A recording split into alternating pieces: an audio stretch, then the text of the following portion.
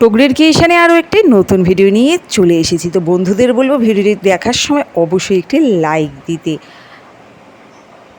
আজকের দুপুরের রেসিপি হচ্ছে জল ঢালা ভাত আর সাথে বড়া ভাজা। আর এই কী দিয়ে বড়াটা বানিয়েছি তারই ভিডিওটা আজকে দেখাচ্ছি।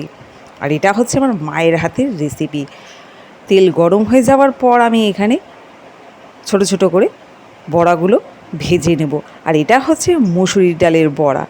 মুসুরির ডালটাকে ভালো করে 1 ঘন্টার মতো ভিজিয়ে নিয়েছি। ভিজিয়ে নেওয়ার পর বেটে নিয়েছি। বাটার পরে এর মধ্যে একটু কর্নফ্লাওয়ার আর দিয়ে নিয়েছি বেসন, পেঁয়াজ কুচি, সাথে কাঁচা লঙ্কা কুচি, স্বাদ মতো লবণ আর একটু হলুদ, ব্যাস আর কিচ্ছু না। তারপরে ভালো করে ফাটিয়ে নিয়েছি ডালটাকে।